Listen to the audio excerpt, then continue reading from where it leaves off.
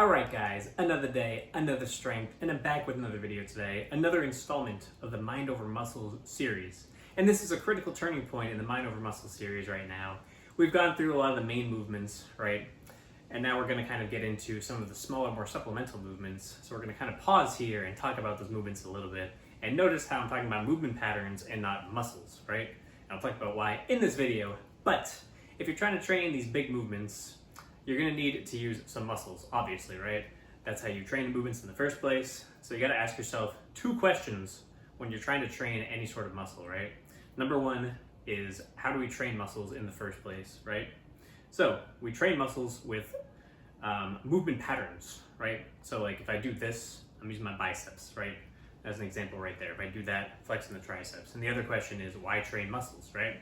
So compound movements are excellent for training the muscles, as we've gone over in the first few episodes of the series, right? Because they expose multiple muscles at once to a very heavy weight relative to what those muscles could handle in isolation, right? So more weight, in my opinion, right, is often, but not always desirable, but it makes the movement scalable over time, right? So that's like, in my opinion, that's the number one reason to use movements that use a lot of weight, is because you can scale them over time. You can constantly get better at them and progress them and not have to resort to like crazy little tactics in order to make progress. And then a whole other host of benefits, like just anecdotally, if you ever watch people that do like a bunch of like, you know, gonna crap on the science community a little bit, but like this like sciencey, like light cable weight kind of thing, and you watch a dude that just like horses some big old weights, like dude that's horsing big weights is probably pretty jacked most of the time, right? So you're gonna want to use some big compound movement patterns, in order to build a whole bunch of big hunks and big slabs of muscle in the first place, right? And then you can kind of refine from there with the smaller movements, right? Another benefit to these natural human movement patterns is that they resemble everything we do in everyday life, right? So like these core ones here, we got the horizontal press, the horizontal pull, right? So pushing things away, pulling things towards you, and then overhead, you know, pressing and pulling. And that kind of also encapsulates anything at an incline or a decline as well. And then we have the squat, sitting down, standing up, and the deadlift, which is picking something up off the floor. That's why I include it as a deadlift, not as a hip hinge, right? You're picking something up off the floor. That's why it's a deadlift. But the downside to compound movements from a muscular standpoint is that there's generally a muscle somewhere in the kinetic chain that is failing first, like a weak link in the chain, which is also a pro in some ways. But it means that there's anywhere from a little to a lot left in the tank for other muscles in the movement, right? So in order to maximize the development of the smaller muscles, it's a good idea to do the following, which is then implement, right? Tripping over my words here. We're going to implement, because I'm just so passionate, so excited about this. We're going to implement some smaller movement patterns in isolation, right?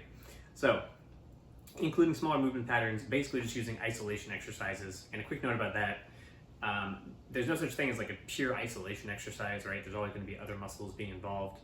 That doesn't mean that you shouldn't do isolation exercises at all. That means that you should definitely do them, but just think of them as like smaller movement patterns, right? So it's like compound movement patterns, you got smaller ones, you can think of them as isolation if you want, but it's really just a smaller movement pattern overall. Any muscle is trained through its natural anatomical function. So for example, the biceps flex the elbow, like I said, they do that. The quads extend the knee. You can't see my legs, so I'm not gonna do that right now as a demonstration.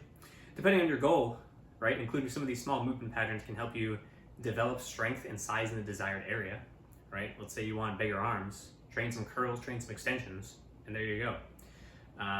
If you want to have less likelihood of an Achilles or like an ankle injury, train your calves. There you go, right? The primary benefit of these smaller movements is that you can maximize strength/size in a specific muscle.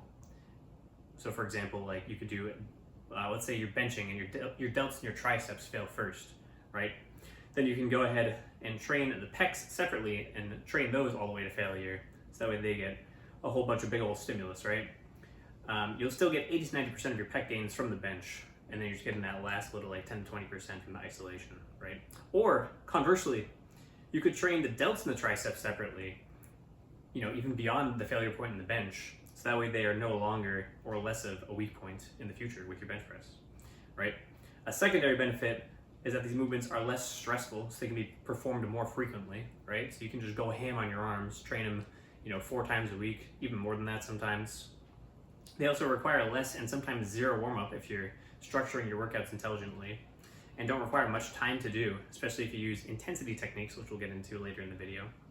And then the third benefit is that they may allow you to train muscles through a secondary function. So for example, the abs are isometric in pretty much all these main movements, but there's nothing, in this primary category that trains them concentrically and eccentrically. So you could implement like a hanging leg raise, for example, right? And then you get that spinal flexion, your abs are getting all crunchy and blocky and delicious, right? Everybody wants that. Another example, your hamstrings are primarily trained through hip extension with squats and deadlifts, but they can be trained through knee flexion with leg curls or Nordic curls, right? So anyways, let's get to the movements that I have here. And these movements are going to be categorized based on your goal, right? So my goal is to be strong and generally healthy and well-rounded in terms of fitness. So I have at the top, my class 1 is my most, my compound movements, right? The heaviest movements. And then everything else kind of like titrates down from that and relates to that. And so for example, if you're a bodybuilder, right, and you're trying to look as jacked as possible, maybe your goal is to have like the biggest side delts possible. So then you're going to put this over there and everything else is going to revolve around that, right? And this can change throughout your training career. It doesn't have to be, you don't have to be married to one thing all the time, right? You can adjust these. But I think it's important to think about this when you're structuring a program, so that way you're not just kind of like trying to do everything with everything all at once. Like prioritize certain things and then have everything else complement that class 1 category, right? So I got 3 different tiers, classes, however you want to think about it, right? And basically the way that I break them down is this is a main movement. This is something that supplements that main movement or maybe trains a different area of one of the joints that's active in that main movement. So for example, like these basically all benefit one of those in some way. We got biceps, triceps, and abs. Those are going to benefit all those movements. Well, biceps and triceps for the upper body ones, right? Nobody cares about the lower body anyways. We got some grip. That's going to help your chin-ups and your rows in some ways, and even your bench and press, right? Because your forearms basically acting like the abs do, transferring force. And then we have some knee flexion for the hamstrings. That's going to indirectly kind of help your squat and deadlift. But I think it's important to include that just from like a general injury prevention and movement pattern standpoint, because none of these movements train loaded knee flexion. So an example of that would be like a Nordic curl or a leg curl. Also, it's like 1,000 degrees in here right now, so I'm sweating a little bit, so please bear with me. But actually the sweat is just because I'm very passionate. It's not because of the heat, all right? I'm just very passionate right now about this subject, right? And then class 3 are things that would fall into like I guess maybe injury prevention a little bit. So like the calves, for example, right? But mostly like in the vanity category all the time. So like having a bigger neck, that one also could fall into injury prevention. Side delts, those are like pure vanity, right? And you can throw whatever else you want to do in there. And this is basically like anything that you can basically put into any session throughout the week. Bald Omni-Man calls them floaters, which I like a lot, right? Which basically means you can just like superset them between any other movement. So like you could do a set of presses, for example, and then like go do a set of neck or like side delts, and then it probably wouldn't affect your presses. Maybe press is a terrible example for side delts. You could do like a set of squats and then go do side delts. It's not going to affect your squats at all, right? Neck you can basically superset with anything. Calves you can superset with like any of the upper body stuff, right? So you can work that stuff into your program very easily, and it's not going to tire you out. It's not going to really have a recovery cost. But yeah, so the programming is goal dependent, right? Keep in mind that most of your gains are going to come from these primary movements. So if you have chosen side delts as like your goal, but then your primary movement is the lateral raise, maybe that's not the best option for your side delts. Maybe you should start with like an upright row or behind the neck press or something else that like maybe a face pull, I don't know, something that works your side delts. I don't prioritize side delts, so that's up for you to decide if that's your goal. But yeah, generally the weight and rep range should be as heavy as possible for the reasons I stated before. So what I mean by that is that you're not going to be doing like 1 rep max curls and tricep extensions, right? But you want to get those curls and extensions as heavy as you can while preserving the quality of the movement pattern, right? And also not destroying your joints. So for example, like triceps, most people have success in like the 8 to 15 rep range. And the reason for that is because it's heavy enough that you're going to get a good stimulus on the triceps without being like a close grip bench or a overhead press or something like that, right? But you're also not going to tweak your elbows. So like if you were doing a set of 25 with like the rope tricep extension, it's just going to be too light to really be a good stimulus for your tricep. You want to be able to load it up a good little bit, right? So if you do sets of 10 instead, what you're going to get from that is that you can you can still not mess up your elbows, but it's a lot heavier stimulus. If you're doing sets of 5 with the cable tricep extension, you have one of 2 issues. Number one, you might aggravate your elbows a little bit because you're putting a lot of stress on them. And number two, you might actually just start like swinging around and not really using your triceps very much and kind of like cheating the movement and making it variable.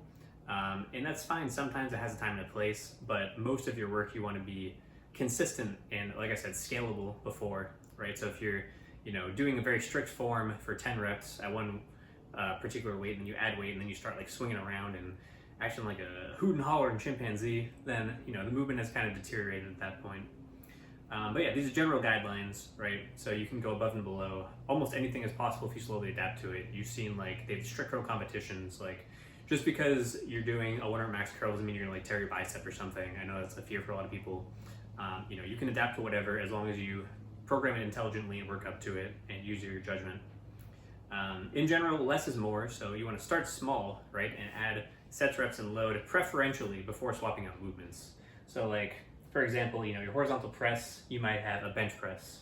You're going to complement that with an elbow extension for the triceps. So since you're already doing like a lying down, this kind of thing, you want something that's like somewhat specific to that, but you don't want to be like, the same exact thing, obviously, but you want to be different enough. So a good example is like the JM press, where you go like that and right back up. So you're putting a lot of stress on the tricep, and it's nice and heavy, and it's loading up the triceps preferentially, right? So you got your bench press, then you got your JM press, and then you can like cap it off with some kind of vanity muscle, and you can make like a superset out of that if you want to, or you could just separate them in the workouts. You could do like horizontal press with your horizontal pull, so like a bench in a row. Then you could do a curl and a JM press, superset it after that, right? Well, let's talk about some of the intensity techniques for the smaller muscles. One issue with the smaller movements and muscles is that doing straight sets or sets across is not stressful enough because the weight is so light. So for example, if you've ever done like a dumbbell lateral raise with your, this sort of thing right here, right? You start with like 10-pound dumbbells, it's super light, and it's just not very stressful. So in order to progress, you have to kind of use some of these techniques. So one of them is training to concentric failure. That's step one, right? So leave either 0 reps in the tank or end the set when you know that like, you're just starting to like swing around and not really actually lift the weight. So that's step one. Make sure you're doing that first of all with these small movements. There's not much of a recovery cost, so you can just go ahead and go ham on that, right? Number two is get partials after you can't get the full range of motion. So like that side delt raise is a good example, right? You get up as high as you can, and then maybe you like start straining, you can only get to here, so you kind of knock out some of those, and you get only to there, and you basically keep going until you can't raise your arm at all.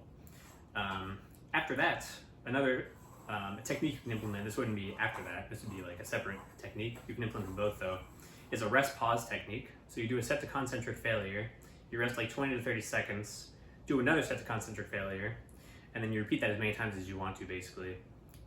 And so you could combine all three, so you could like go to failure, wait 30 seconds, go to failure again, and then start doing like partials at the end of it, right? Another example is cluster/density sets. So this is kind of similar to the rest pause, and the point of doing the rest pause is that you're getting the effective reps at the end of the set, right? So those are the most important reps. Those are the ones that are gonna make you strong and make you grow and all that. So you're basically getting more of those in that fatigue state at the end of the set. The cluster and density sets is basically the same thing, but you have like a rep target. So let's say you're trying to get to 30 reps. And you might pick a weight that you can hit for like 5 to 10 reps. So you go to failure on the first set, then you rest long enough that you can get like another, let's say like 5 reps or so, bang those out. And then you basically just like recover, just enough, very similar to rest pause, but you just keep going until you hit that rep target.